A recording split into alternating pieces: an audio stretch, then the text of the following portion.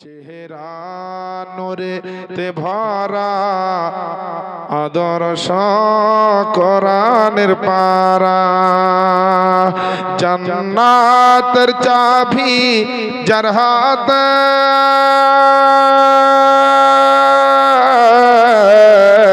জান্নাতের চাবি যার হাতে তিনি উম্মতের সাহারা চেহারা নূরেতে ভরা আদর্শ কোরআনের পারা বলেন সুবহানাল্লাহ। পৃথিবীর জমিনে আপনারা নবী মুস্তাফার অনেক সুন্নাতের কথা আপনারা শুনেছেন, আমার নবীর সুন্নাতের বয়ান আপনারা অনেক শোনেছেন, কিন্তু একটা এমন সুন্নাতের কথা আজকে আপনাদেরকে বলবো যেই সুন্নাতটা আপনার নবীর সুন্নাত নয়, যেই সুন্নাতটা কোনো সাহাবীর সুন্নাত নয়, যে সুন্নাতটা আপনার দুনিয়ার শুধু মানুষের সুন্নাত নয়, যে আপনার সুন্নাতটা আপনার বড় বড় আপনার আইমা ইকরামদের শুধু সুন্নাত নয়, যে সুন্নাতটা হচ্ছে আমার আল্লাহ তাআলার সুন্নাত। আল্লাহর একটা সুন্নাত শুনে দুনিয়ার বুকে নামাজ পড়া, রোজা রাখা, বহু কিছু ইবাদত আমল করা নবীর সুন্নাত আছে, কিন্তু এমন একটা সুন্নাতের কথা আপনাকে শোনাবো যেটা আল্লাহর সুন্নাত। আল্লাহর সুন্নাত কি আপনাকে দুটো শোনাচ্ছি। এক হচ্ছে নবীর উপরে দরুদ ও সালাম পড়া হচ্ছে আল্লাহর সুন্নাত, সুবহানাল্লাহ বলেন। আর আরেক নাম্বার হচ্ছে নবীর মিলাদ করা হচ্ছে আল্লাহর সুন্নাত। কোন কিতাবে আছে? কিতাবটির নাম হচ্ছে তাফসিরে মাঝহারি, যে কিতাবের লেখক হচ্ছে আল্লামা সানাউল্লাহ পানিপতি রহমাতুল্লাহ আলাই। তিনি ওই তাফসিরে মাঝহারির মধ্যে লিখছে যে আপনার মিলাদুন নবী পালন করা, মাওলুদ সম্পর্কে আলোচনা করা, নবীর আলোচনা করা হচ্ছে আল্লাহ পাকের সুন্নাত। আজ সেই নবীকে যারা মোহাব্বত করে ভালোবাসে তারা দুনিয়ার বুকে নামাজের পার্টিতে বলেন, মসজিদে বলেন, মাজারে বলেন, জালসাতে বলেন, বাজারে বলেন, বাড়িতে বলেন, প্রত্যেকটা জায়গাতে গিয়ে আল্লাহর কাছে দোয়া করে যে আল্লাহ কমসে কম নবীর দরবারে যেন একবার যেতে পারি, নবীকে যেন একবার দেখতে পারি, নবীর যেন একবার দর্শন হয়, নবীর যেন একবার দিদার করতে পারি। বড় বড় আপনার নবীর আশিক, নবীর প্রেমিক, নবীর দিওয়ানা, নবীর চাহানেওয়ালা, নবীকে যারা সচ্চা মোহাব্বত করে তারা নবীকে দেখার জন্য পাগল হয়ে কাঁদে আর বলে যে দেখিতে গুম্বাতে খাজরা ডাকো না ইয়া রাসূলুল্লাহ, বলেন সুবহানাল্লাহ। ও ভাইরা, যারা রাস্তার উপরে তাড়াতাড়ি এসে বসেন না জি, সময় শেষ হলে জিয়াউল মোস্তফার ওয়াজ শুনতে পাবেন না। হ্যাঁ, তাড়াতাড়ি এসে বসেন, আজ সকালও লেগেছি, সকালও ছেড়ে দেবো। প্রথমে আপনাদেরকে বলা হয়েছে মাইকের আওয়াজে শুনছেন আর গলার আওয়াজেও হয়তো বুঝতে পারছেন যে আজকে জিয়াউল মোস্তফা স্টেজে এত তাড়াতাড়ি রাত্রি আপনার 8টা বাজতে না বাজতেই উঠে পড়েছে। অতএব তাড়াতাড়ি বসেন। দেখিতে গুম্বাদে খাজরা ডাকো না ইয়া রাসূলুল্লাহ, দেখিতে গুম্বাদে খাজরা ডাকো না ইয়া রাসূলুল্লাহ, দেখিতে গুম্বাদে খাজরা ডাকো না ইয়া রাসূলুল্লাহ, দেখিব দুই নয়নেতে মদিনা ইয়া রাসূলুল্লাহ, বলেন সুবহানাল্লাহ। দেখিতে গুম্বাদে খাজরা ডাকো না ইয়া রাসূলুল্লাহ, যারা যারা নবী পাকের রওজায় হাজিরি দিল, যারা যারা নবী পাকের রওজায় হাজিরি দিল, যারা যারা নবী পাকের রওজায় হাজিরি শাফাত ওয়াজিব হলো ঘোষণা ইয়া রাসূলুল্লাহ দেখিতে দেখিতে গুম্বাদে খাজরা ডাকো না ইয়া রাসূলুল্লাহ। আর একবার বলে দেন সুবহানাল্লাহ। ঠিক আছে, আর একটু নবীর মোহাব্বতে বলেন ইয়া রাসূলুল্লাহ। নবী গো তোমার দিদারের আশায় কত না রাত কেটে যায়। নবী গো তোমার দিদারের আশায় কত না রাত কেটে যায়। নবী গো তোমার দিদারের আশায় কত না রাত কেটে যায়। দিদার দিতে স্বপনেতে দিদার দিতে স্বপনেতে এসো না ইয়া রাসূলুল্লাহ দেখিতে গুম্বাদে খাজরা ডাকো না ইয়া রাসূলুল্লাহ দেখিতে গুম্বাদে খাজরা ডাকো না ইয়া রাসূলুল্লাহ। আল্লাহুম্মা সাল্লি আলা। আর কিছু করিও না, মুহাম্মাদ ওয়ালা জোরে ওয়ালা আলে সাইয়্যিদিনা মাওলানা মুহাম্মদ সাল্লাল্লাহু আলা মুহাম্মাদিন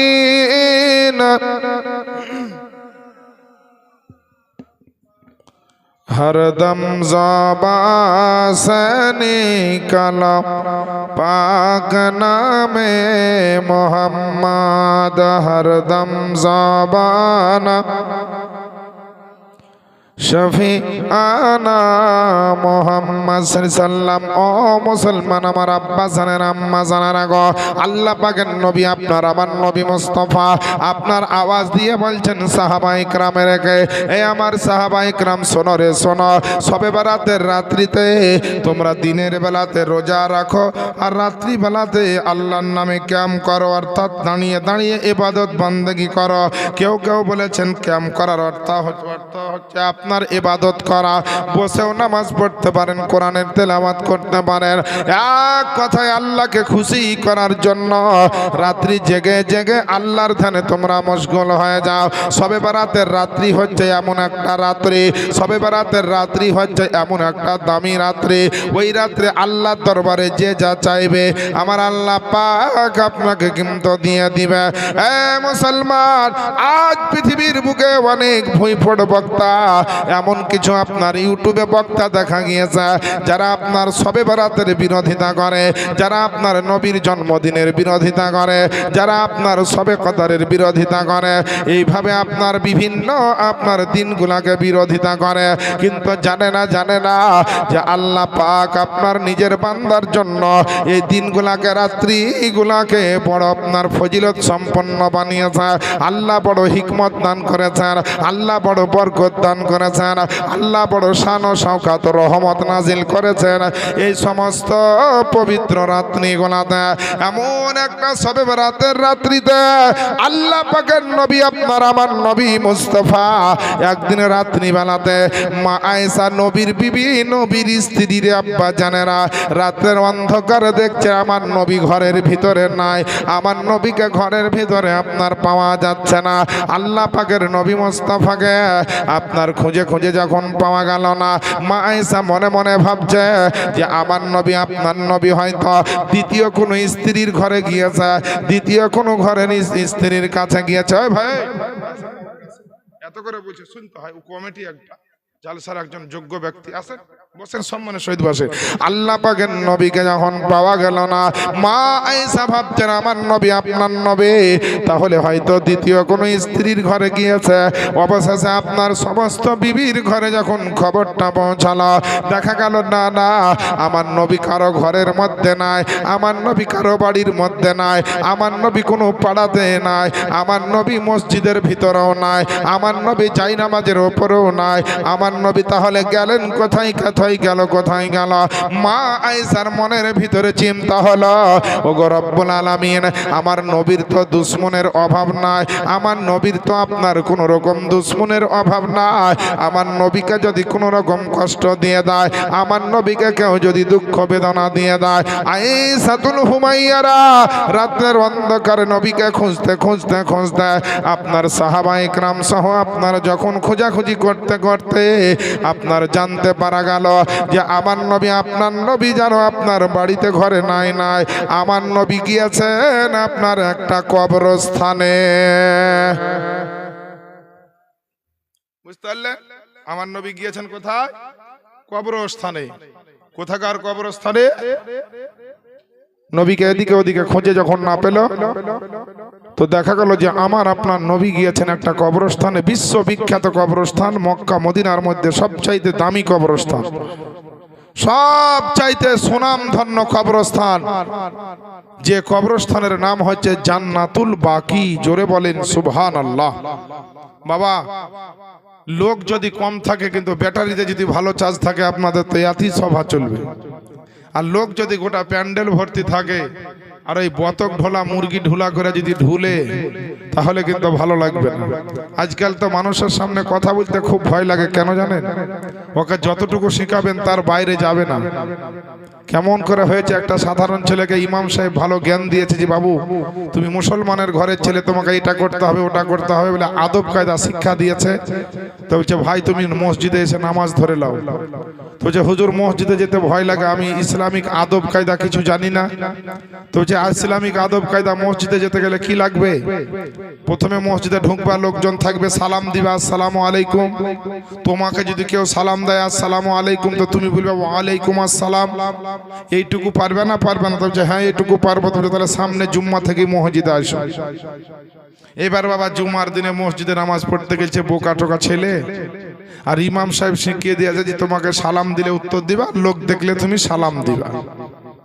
এবার বাবা জুম্মার দিনে নামাজ পড়তে গিয়ে ইমামের পিছনে দ্বিতীয় নম্বর কাতারে দাঁড়াইছে বাবু।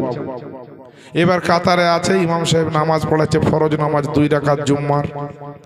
নামাজ পড়িয়ে যেমনই বসেছে যে আত্তাহিয়াত দরুদ শরীফ দোয়া মাসুরা পড়ে এবার ইমাম সাহেব সালাম ফিরাবে ডানে আর বামে।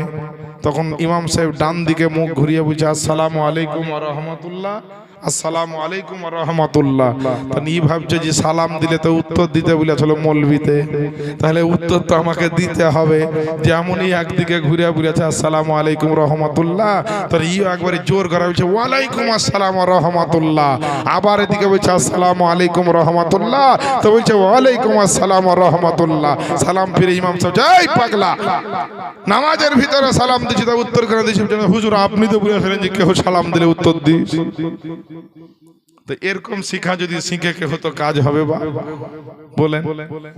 এরকম শিক্ষা যদি আমরা শিখে বসে থাকি তো আমাদের কি হবে বলেন? আল্লাহ সামাদ, আল্লাহ সবাইকে হেদায়েত দেখ, ভালো শিক্ষা সঠিক শিক্ষা দেওয়ার হওয়ার শিক্ষিত হওয়ার আল্লাহ তৌফিক দান করুক, আমিন ইয়া রাব্বাল আলামিন। বেরাদার বিশ্ব নবীকে খুঁজে পাচ্ছিল না, খবর পাওয়া গেল নবী আমার কবরস্থানে। কোন কবরস্থানে? জান্নাতুল বাকি।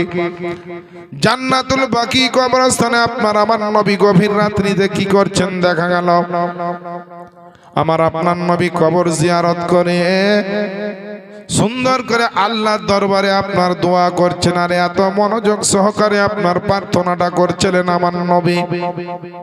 মনোযোগ সহকারে আমার নবী আল্লাহকে ডাকছেন, আল্লাহর দরবারে প্রার্থনা করছেন, আল্লাহর দরবারে কেঁদে কেঁদে আমার নবী আপনার নবী দোয়া করছেন। উম্মতের জন্য নবী দোয়া করতে চান, উম্মতের জন্য নবী আমার কান্না করতে চান, উম্মতের ব্যথায় আমার আপনার নবী ব্যথিত হয়ে যান, উম্মতের জন্য আপনার আমার নবী আপনার যেন আপনার এইভাবে প্রার্থনা করছেন। এ মুসলমান আমার আব্বা জানেরা আম্মা জানেরা, যেই নবী আপনার আমার জন্য রাত্রে ঘুমান না, যেই নবী আপনার আমার জন্য সারা জিন্দেগিতে কোনোদিন রাত্রে ঘুমান না, অর্থাৎ আমার নবী এমনিতেই ঘুমান না। কারণ আমার নবীর ঘুম মানে হচ্ছে শুধু এমনি আরাম। আমার নবীর চোখ বন্ধ হলে অন্তর খোলা থাকে। আপনি আমি ঘুমালে পারে ওযু নষ্ট হবে, কিন্তু নবীর আরামে নবীর ঘুমে কিন্তু আপনার আরাম হবে না। অর্থাৎ নবীর আরামটাকে কিন্তু ঘুম বলা চলে না। ঘুম মানে আমাদের দুনিয়ার ঘুম বুঝে নিবে তখন মানুষ। এর জন্য আপনার আমার নবী ওর ঘুমান না, এক সেকেন্ডের জন্য আপনার আমার নবী ঘুমান না। সব সময়তে আপনার আমার নবী জাগ্রত অবস্থাতে আছে। এর জন্য বাবারে মুসলমান আমার মা বোনেরা, আমার নবীর কত সুন্দর বায়ান, আমার নবী সুন্দর করে কেঁদে কেঁদে দোয়া করেছেন। এতক্ষণ ধরে দোয়া করছেন, নবী আসছেন না। কবরস্থানে আপনার দোয়ার পরে দোয়া করে যায়, নবীর চোখ দিয়ে ঝরঝর করে পানি ঝরে যায়। নবী মুস্তাফার পবিত্র দাড়ি মুবারক গুলা ভিজে ভিজে যেন জমিনে পড়ে। আবু বকর নবীকে দেখেছে, কিন্তু নবীকে ডাকবেন তো সাহস পায় না। হযরত উমর ফারুক ওসমান গনি দেখতে পাচ্ছে না, কিন্তু নবীকে ডাকবেন তো সাহস পায় না। আল্লাহ আল্লাহ, আমার বিশ্ব নবীর বেটি ফাতেমাকে খবর দেওয়া হলো যে আমার নবী আপনার নবী রহমাতুল লিল আলামিন পয়গম্বর আজকে কবরস্থানে শবে বরাতের রাত্রিতে গিয়ে এত কন্দন করছেন, এত কন্দন করছেন। এ মুসলমান, সারা দুনিয়ার বুকে আমার নবী শবে বরাতের রাত্রিতে কেন কবরস্থানে গেলেন? আমার নবী কিসের জন্য শবে বরাতের রাত্রিতে কবরস্থানে গেলেন? আমার নবী আপনার নবীকে আল্লাহ পাক সারা দুনিয়ার বুকে আমার নবীকে আল্লাহ গায়েবের সংবাদদাতা নবী বানিয়েছেন। কারণ নবী কথার আবিধানিক অর্থ হচ্ছে আপনার অদৃশ্যের সংবাদদাতা। জোরে বলেন সুবহানাল্লাহ। নবী শব্দের আপনার আবিধানিক অর্থ হচ্ছে আপনার সংবাদদাতা, অর্থাৎ গায়েবের সংবাদদাতা। ওই আল্লাহ পাকের নবী ভালো করে জানতেন আজ থেকে 1400 বছর আগে যে দুনিয়ার বুকে একটা টাইম আসবে, দুনিয়ার বুকে একটা সময় আসবে, দুনিয়ার বুকে একটা এমন আপনার সময় আসবে যে শবে বরাতের রাত্রিকে বেদাত বলবে, কবর জিয়ারত করাকে বেদাত বলবে, হালুয়া রুটিকে আপনার নাজাইজ হারাম বলবে। সারা দুনিয়ার বুকে আপনার মিলাদ জালসা নবীর দরুদ সালামকে হারাম না জায়েজের ফতোয়া দিবে।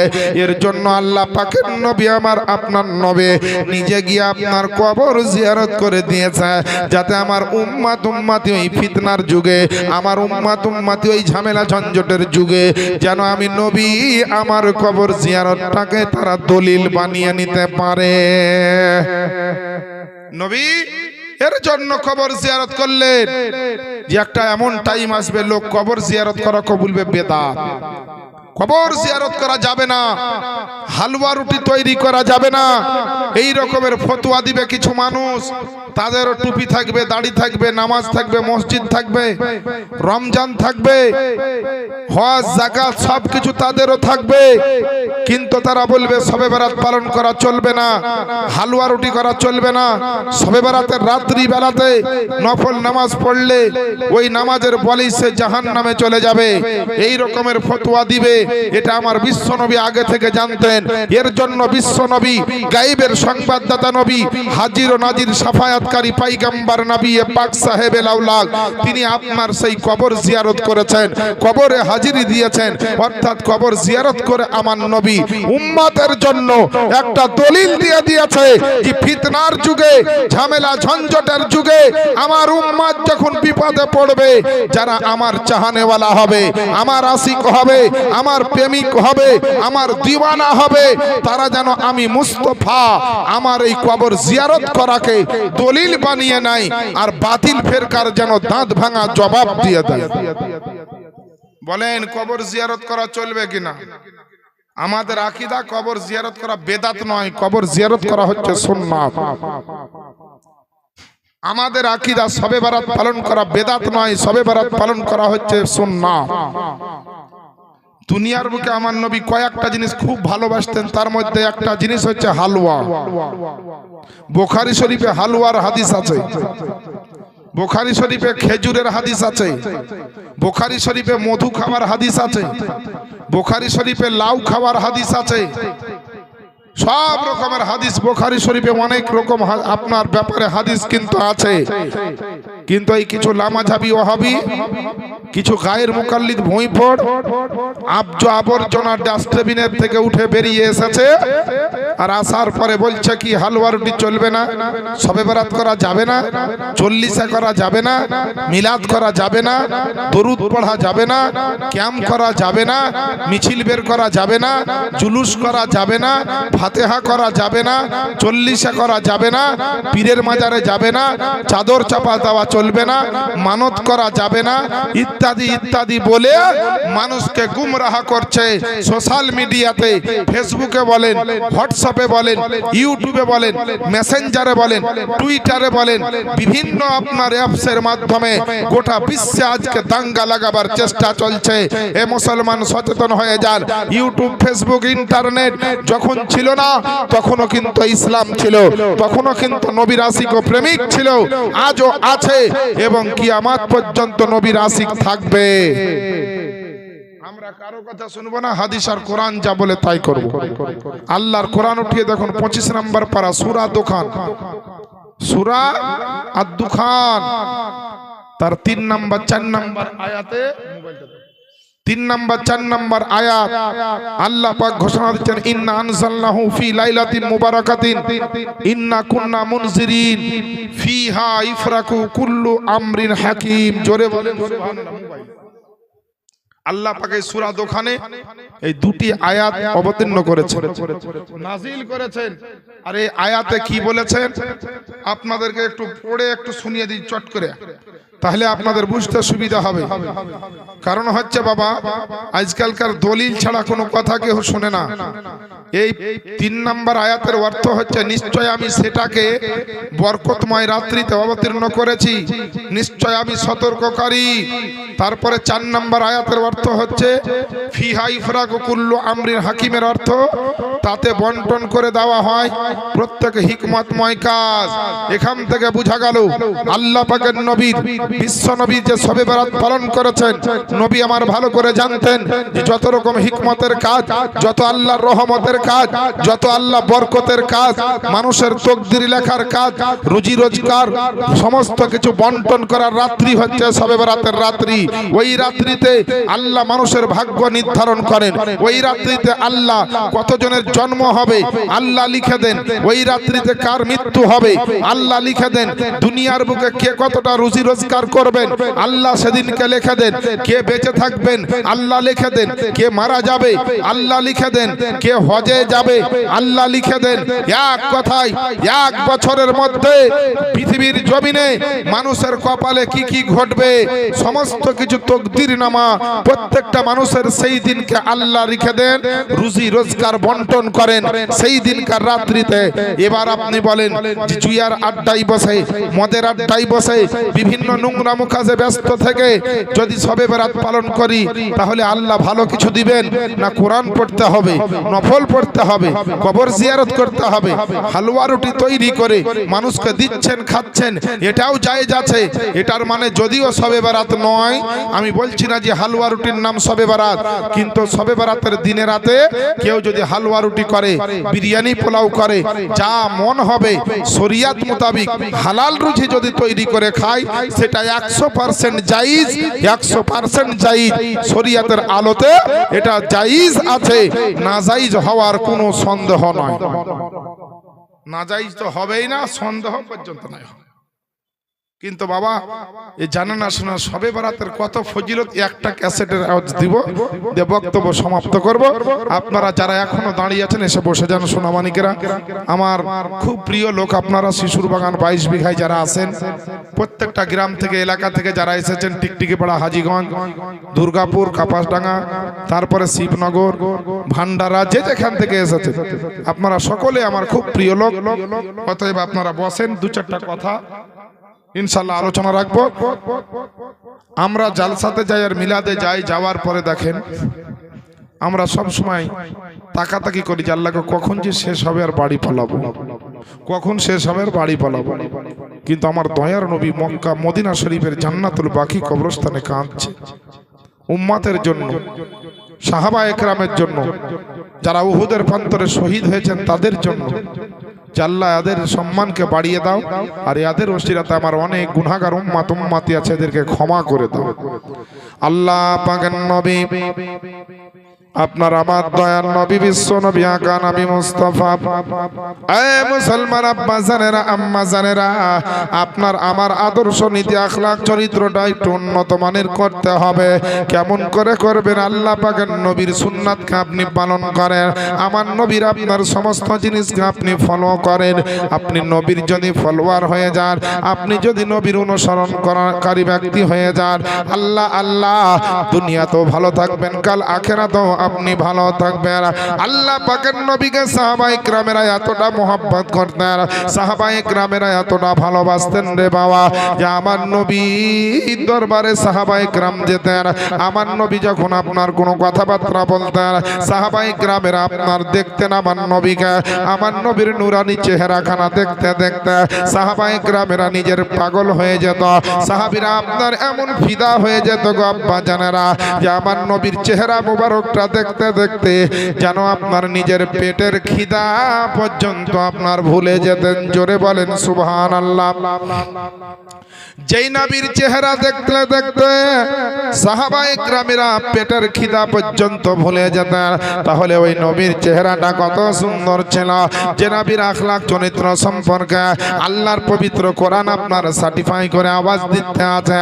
আল্লাহ পাক আপনার আমার চরিত্র সম্পর্কে কিন্তু কিছু বলেননি, আপনার আমার নেচার কালচার সম্পর্কে আপনাকে আমাকে কিন্তু ঘোষণা দেয়নি, কিন্তু আমার বিশ্ব নবী আকা নবী মুস্তাফার জন্য আল্লাহ পবিত্র কোরআন শরীফের মধ্যে 29 নম্বর পারা, সূরাটির নাম সূরা আল কলাম, আয়াত নাম্বার হচ্ছে 4।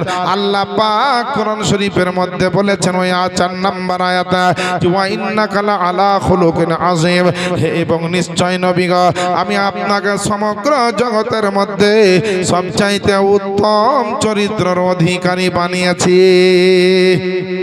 আমার নবীকে আপনার নবীকে আল্লাহ পাক সমস্ত জগতের মধ্যে উত্তম চরিত্রের অধিকারী বানিয়েছে।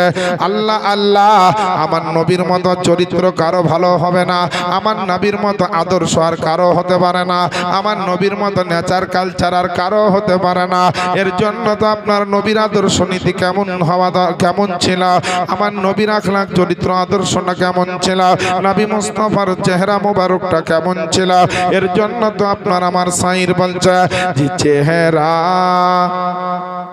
চেহারা নূরে তে ভরা, আদর্শ কোরআনের পারা। ভাই কমিটি ভাইরা কি আছেন, দুটা কাঁচা ডালেন এখানে বেঁধে দেন, পোকা উঠছে, বক্তার চোখে যদি ঢুকে যায় তো বিপদে আপনারাই পড়বেন, বুঝতে পারছেন না? একটা ডাল নিয়েছেন তো ভাই, ওই যুবক ভাইরা জান নিয়েছেন। আর ওই মা বোনেরা, লক্ষ্মী ভান্ডারে 500 পেছলে এবারে 1000 হয়েছে, তা গরম ধরে গেছে নাকি? বারবার ডাকছি, আসা হয়েছে না? তাড়াতাড়ি চলে এসেন। আরে বসেন, জালসা শুনবেন, শুরু থেকেই শুনেন। আর যদি মনে করেন যে এখন যাবো না, 10টায় যাবো, 11টায় যাবো, 8 ঘন্টা থাকবো, পালাবো, ওই জালসা শুনে মজা পাবেন না। ও জালসা শুনে মজা পাবেন না, একবারে তাড়াতাড়ি আসেন। আমি এইভাবে জোর দিয়ে বলছি কেন, আমাকে সবাই চিনে তার জন্য। আমার সঙ্গে এই এলাকার মানুষের একটা সুসম্পর্ক আছে, এর জন্য এইভাবে কথাটা বলতে পারছি। অন্য জায়গায় বললে কিন্তু এটা বলা চলবে না। আমার মায়েরা বোনেরা খুব ভালোবাসে, আমার বাবা জীবনেরাও খুব ভালোবাসেন আমাকে, এর জন্য কথাটা বলতে পারছি। একবার নবীর মহব্বতে বাপজিরা আপনারা জোরে বলেন সুবহানাল্লাহ। এতটা লোকেই আওয়াজ হচ্ছে না, যদি এই মেয়ে ছেলে কটাকে বলা হয়তো যে তোমরাও জোরে চিল্লা বলো, তো এত জোরে এরা সুবহানাল্লাহ বলতো যে মনে হয় ভারতের বর্ডার পার করে বাংলাদেশ পার করে দিত। হ্যাঁ গো, আর আপনারা এত মোহব্বত নিয়ে বসে আছেন যে সুবহানাল্লাহটা ঠিক মতো বের হচ্ছে না। একটু নবীর মোহব্বতের দিলটা পরিষ্কার করেন বাবা, নেকি পাবেন। জোরে বলেন সুবহানাল্লাহ, আর একটু জোরে বলেন সুবহানাল্লাহ। আল্লাহ পাক আপনাদের সালামত রাখুক, আমিন ইয়া রাব্বাল আলামিন। চেহারা নূরে তে ভরা, আদর্শ কোরআনের পারা, জান্নাতের চাবি যার হাতে,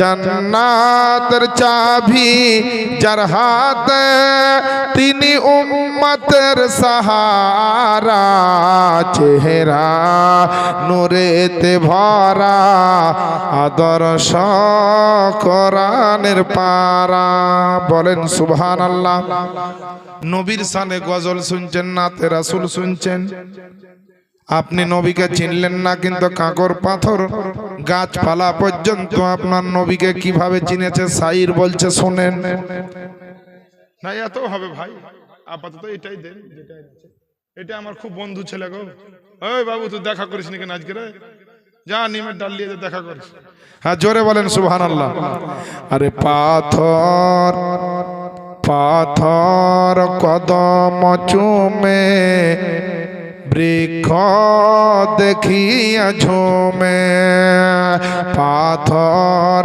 পাথর কদম চুমে বৃক্ষ দেখিয়া ঝুমে ঝাঁকে ঝাঁকে সালাম দায়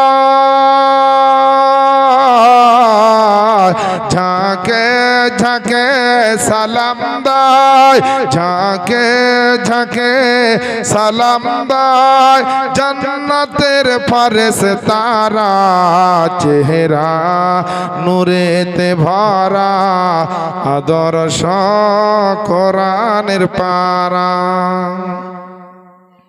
নবী কার নাম দেখেন শায়ের বলতেছেন খুশবু খুশবু ঘামের ফোঁটাতে থু থু ব্যথা মিটাতে সুবহানাল্লাহ বলেন নবীর ঘামের ফোঁটাতে খুশবু আর থুতু মুবারক যত রকম ব্যথা আছে লাগালি ভালো হয়ে যেত তার জন্য বলছে জি খুশবু খুশবু ঘামের ফোঁটাতে থু থু ব্যথা মিটাতে ওই নবীজির আঙ্গুলের ইশারা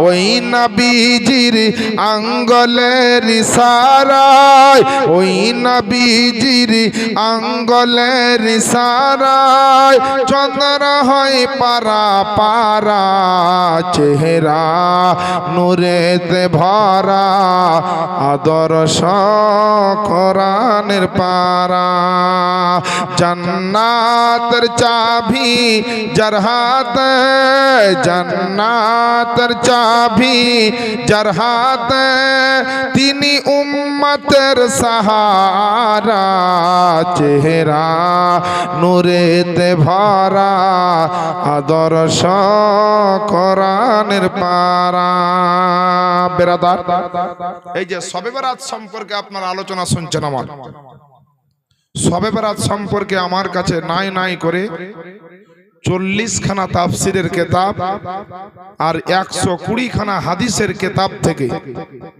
আর অসংখ্য হাদিস থেকে প্রমাণিত যে শবে বরাত পালন করা জায়েজ শবে বরাত পালন করা সুন্নাত শবে বরাত পালন করা বরকতময় রহমতময় কাজ হচ্ছে একটা ভালো কাজ হচ্ছে শবে বরাত পালন করা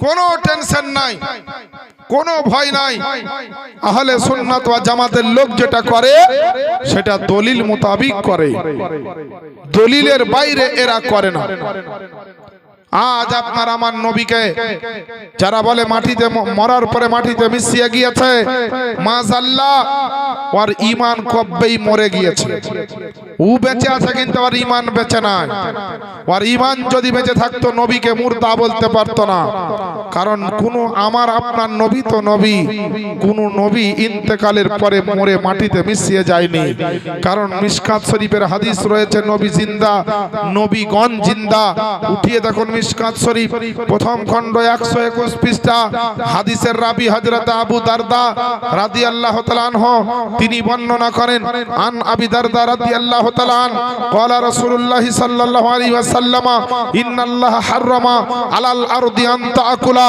আজসাদাল আমবিয়াই ফানাবিয়ুল্লাহ হাইয়ুন ইরজাক। আল্লাহর রাসূলের বিখ্যাত সাহাবী আবু দারদা তিনি বলতেছেন বর্ণনা করছেন যে নবী পাক সাহেবে লাউলাক বলেছেন নিশ্চয়ই আল্লাহ পাক জমিনের জন্য হারাম করে দিয়েছেন সমস্ত আম্বিয়া একরামের শরীরকে খাওয়ার জন্য।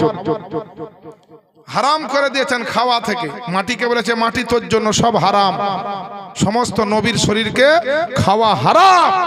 তারা কবরে জিন্দা এবং আল্লাহর তরফ থেকে রুজি পান। আমার নবী মেরাজের রাত্রিতে যাচ্ছেন তো জঙ্গলে দেখছেন একটা কবর। তো আমার আপনার নবী বলছেন এই কবরটা হচ্ছে মুসা আলাইহিস সালামের কবর। মুসা আলাইহিস সালামের কবর। আমার নবী এটাও বললেন যে মুসা আলাইহিস সালাম কবরের ভিতরে কি অবস্থায় আছে। আজ দুনিয়ার বুকে ইন্টারনেটের মাধ্যমে আপনি সবকিছু দেখতে পাবেন, ইন্টারনেটে গোটা বিশ্ব দেখতে পাবেন, ইন্টারনেটের মাধ্যমে আপনি অনেক কিছু পাবেন। কিন্তু গোটা দুনিয়ার ইন্টারনেটকে যদি এক জায়গায় করা হয়, দুনিয়ার গোটা বিশ্বের যদি কম্পিউটারকে এক জায়গায় করা হয়, সমস্ত নেটওয়ার্কিং ব্যবস্থাকে যদি এক জায়গায় জমায়েত করা হয়, তো খোদার কসম করে বলি 4 ফুট নিচে মাটির তলে একটা কবরে কি হচ্ছে কোনো ইন্টারনেট দেখাতে পারবে না। কিন্তু ওই ইন্টারনেট সৌদি দেখাচ্ছে, ওই ইন্টারনেট দুবাই দেখাচ্ছে, ওই ইন্টারনেট আফ্রিকা দেখাচ্ছে, ওই ইন্টারনেট ইংল্যান্ড দেখাচ্ছে, ওই ইন্টারনেট আফগানিস্তান দেখাচ্ছে, ওই ইন্টারনেট অস্ট্রেলিয়া দেখাচ্ছে, ওই ইন্টারনেট গোটা বিশ্ব দেখাচ্ছে। কিন্তু ইন্টারনেট যে তৈরি করেছে তার বাপেরও ক্ষমতা নাই যে কবরে কি হচ্ছে দেখাতে পারে। বিশ্বের কোনো মানুষ পারেনি। কিন্তু আজ থেকে 1400 বছর আগে আপনার আমার নবী, যার কাছে আল্লাহর দেওয়া ইন্টারনেট, যার কাছে আল্লাহর দেওয়া কম্পিউটার, যার কাছে আল্লাহর দেওয়া কানেকশন, যার কাছে আল্লাহর দেওয়া নেটওয়ার্ক, সেই নবী মুস্তাফা গোটা দুনিয়ার খবর দিয়েছেন।